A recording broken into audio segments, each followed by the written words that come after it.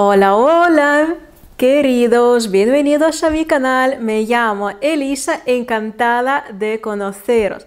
Malonu su jumis susipažinti. Ir šiandien jūs galite matyti, kad aš esu kitoje visiškai aplinkoje, nes šiandienos pamoka bus visiškai ne apie ispanų kalbą, o apie autonomo. Taip, visiškai kitokia tema, bet jinai visgi yra susijusi su ispanų kalba, taip, nes aš kalbėsiu, kaip viskas veikia Ispanijoje. Taigi, manau, galime pradėti. Kas yra autonomo? Autonomo tai yra lietuviškas ekvivalentas verslo liudijimo ir darbo pagal patentą, jeigu aš neklystu, nes aš prieš darant video, aš tikrai lietuviškus pavadinimus, į lietuvišką sistemą tikrai neėjau ir nežiūrėjau, bet aš žinau taip, nes aš kažkada seniai, kitame gyvenime, nu gerai, ne kitam gyvenime, bet seniai, ne? Aš irgi dirbu pati savo, vadinasi, mano tokia jau natūra yra, kad aš negaliu dirbti ant kažko, tai aš turiu būti pati savo šeimininkė, čia yra pliusų ir minusų, bet šiandien ne apie tai, ne apie pliusus ir minusus visiškai, ne? Šiandien apie autonomą, kuris yra ekvivalentas verslo liudijimo ir darbo pagal verslo patentą. Aš galiu truputį klysti su šitais pavadinimus lietuviškai, bet jūs supratote. Vadinasi, Lietuvoje mes turime du tokius, aš jau neprisimenu, kuo jie skiriasi iš tikrųjų, nes tai buvo labai seniai, kai aš irgi dirbau. Nes čia mes turim tik vieną autonomą, taip, kai tu dirbi pats savo, kai tu esi savo šeimininkas. Ir pakalbėkime, kam ir kiek ir kada reikia mokėti, nes be šito joks verslas nebūtų verslas, ne? Taigi, autonomo.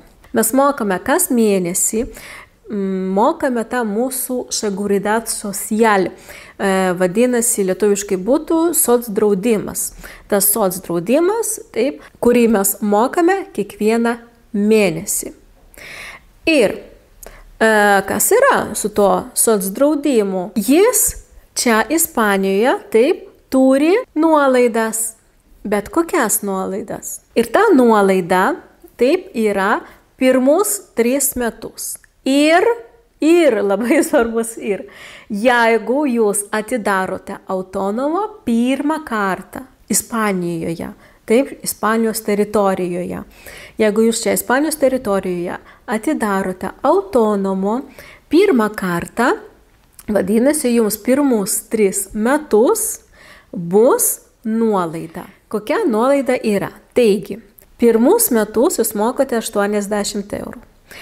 Kai jums sukanka 2 metai, vadinasi, nuo 13 mėnesio jūs jau mokate 160 eurų.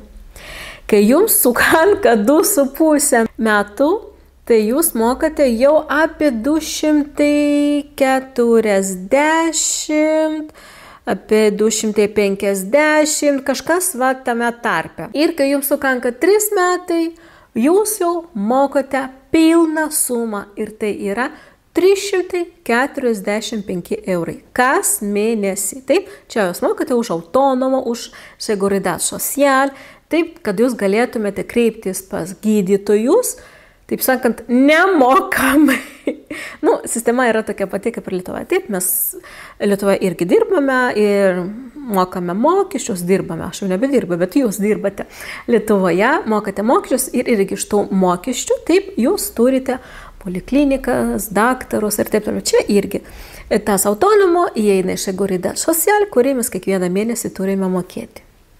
Antras žingsnis yra IVA, tai yra PVM. Čia yra PVM 21%, bet priklauso nuo jūsų darbo srities, vadinasi, priklauso, kuo jūs užsiimate. Man, galiu pasakyti, taip nelabai pasisekė, aš edukaciniai srity dirbu, taip, ir man yra pati didžiausia IVA ir tai yra 21%. Bet aš tikrai žinau, kad, pavyzdžiui, oštelerija, vadinasi, čia barai, restoranai, Tada peliukerija, tai visi su grožio procedūrom susiję, mechanikai, tai vadinasi, kiekviena profesija turi savo įvą, taip savo PVM tą procentą. Jis tikrai gali skirtis, kažkas gali turėti 10%, kaip pavyzdžiui, oštelerija, ir aš skaitau, kad čia nesąžininga, kad jie turi 10, o aš turiu 21, bet ne apie tai, ne? Oštelerija, visi šitie taip turi skirtingą PVM procentą. Bet maksimum yra 21%. Jis yra mokamas kas 3 mėnesius. Taip, kas 3 mėnesius. Ir kas dar svarbu, čia netgi rašosi taip pas juos puslapiuose, kad įva, PVM, čia nepriklauso žmogui. Įva priklauso gobierno, al gobierno, tai vadinasi šaliai priklauso. Ir dėl to, kai jūs paduodate sąskaitą, kiek jums turėtų užmokėti, kai jūs rašote, taip, ten turi būti įrašyta įva. Ir jūs jau pasirinkate, kaip darote. Arba jūs nurodote sumą ir plus įva nurodote, taip, tą 21, pavyzdžiui, procentą. Arba jūs padarote iš karto vieną sumą, kur jau įeina ta įva, kur jau įeina PVM. Jūs jau nenurodote būtent kiek tas PVM nuo sumos, bet tiesiog jis jau ten įeina ir taip žmogus jums moka. Taip, bet žinokite, kad visur, kur jūs mokate, jūs kartu mokate ir tą PVM. Čia Ispanijos skaitosi, kad tas PVM, taip, kad jis šokinėja visur.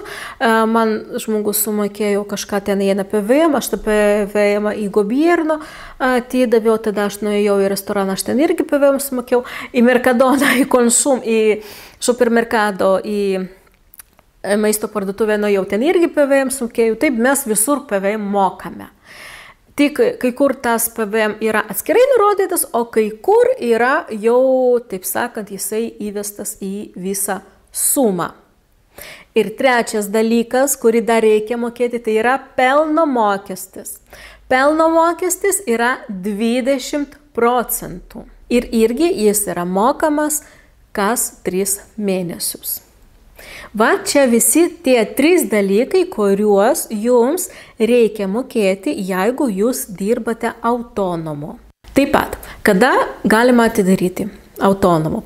Autonomu iš tikrųjų galima atidaryti bet kada. Ir jūs tai galite padaryti internetu. Tai vadinasi, jūs tai galite padaryti online per kompiuterį. Ir bet kada. Bet aš tikrai rekomenduoju, kad jūs turėtumėte savo buhalterį. Taip, kad jūsų buhalteris visą tai darytų, kad kiekvienas, taip sakant, profesionalas, taip, būtų savo srities profesionalas. Taip, dėl to aš, pavyzdžiui, tai, ką susėtent kažką tai giliau, aš nieko nepasakoju, nes aš tiesiog neturiu žinių ir nenoriu meluoti, o kažką tai išgalvoti. Taip, aš tik sakau, pasakoju tai, ką aš tikrai žinau, kaip yra.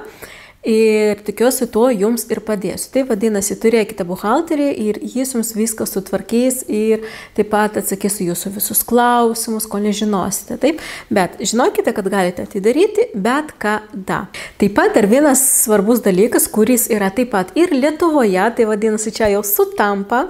Sekantis punktas, kad jums reikia daryti deklaraciją kas metus pavasarį. Taip, yra, man rodos, 3 mėnesiai, jeigu aš neklystu. Taip, kada, man rodos, iki gegužės kažkokios dienos yra. Galiu klysti, taip, sakau, bet kažkur tai, ar tai iki gegužės kažkurios dienos galima daryti tą deklaraciją, taip vadinasi, už visus metus uždeklaruojate. Ir būna taip, kad jie perskaičiuoja tos visus mokesčius, kuriuos jūs visus metus mokėjote ir jums gali gražinti kažkiek. Tai vadinasi, čia tas pats kaip Lietuvoje yra. Bet gali ir negražinti. Taip, jūs nežinosite, jūs negražins, tikrai nieko nežinosite. Gali gražinti 50 eurų, 100, 200, o gal ir 300 gražinti. Čia, o gali ir nieko negražinti. Tai vadinasi, bet tą deklaraciją visada reikia daryti pavasarį. Sekantis dalykas, kuris irgi įeina čia Ispanijoje į autonomą, kad jūs galite turėti darbuotojų. Taip, jūs galite turėti darbuotojų ir jūs juos galite priimti į darbą 2 būdais. Jūsų darbuotojas irgi gali būti autonomo dirbti irgi tuo pačiu principu, arba jūs galite įdarbinti ir darbo kontraktų. Ir kontraktas nėra būtinas, kad būtų 40 valandų į savaitę. Ne, bet kokį kontraktą jūs galite padaryti ir keletą valandų. Ten, nežinau, 10 savaitinių valandų. Taip, čia jau priklauso. Bet žinokite, kad galite turėti darbuotojų irgi. Nes čia šitas ispaniškas autonomo, man čia yra beveik tas pats kaip lietuviškas UAB, nes visi mokesčiai, viską, ką reikia mokėti, labai panašu į UAB. Dėl to, kai manęs paklausia, kuo tu užsiimi, aš sakau autonomo, bet tas autonomo čia beveik tas pats kaip lietuviškas UAB, kad tas verslo liudijimas ar patentas čia, man rodos, labai netgi skiriasi visi tie mokesčiai, kurie čia Ispanijoje yra. Manau, aš čia jau ir baigsiu savo pasakojimą. Aš nesigilinau labai giliai, taip, aš tik pačius svarbiausius dalykus papasakojau, kaip veikia maždaug, bet visada aš sakysiu, kad konsultuokite su buhalteriu Ispanijos teritorijoje. Čia bus geriausia, bet tiesiog, kad jūs turėtumėte omenyje taip, kad galėtumėte maždaug įsivaizduoti, kas čia toks per autonomo ispaniškas yra.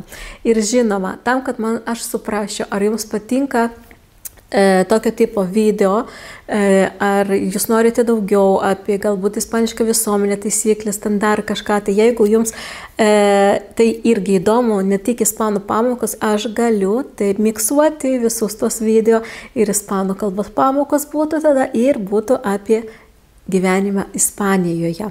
Taigi rašykite komentaruose, kad aš žinočiau, ar verta visą tai jums filmuoti, ar informacija jums yra įdomi ir naudinga.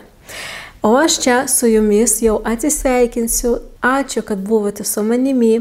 Neužmirškite palaikyti mano video, tai vadinasi iš jūsų patinka apačioje. Juk štai užtrunka tik 1 sekundę, o mano video tai labai padeda, nes kuo daugiau laikų, to daugiau žmonių pamatys šitą video. Taip pat neužmirškite apie prenumeratą, kad galėtumėte žiūrėti mano video.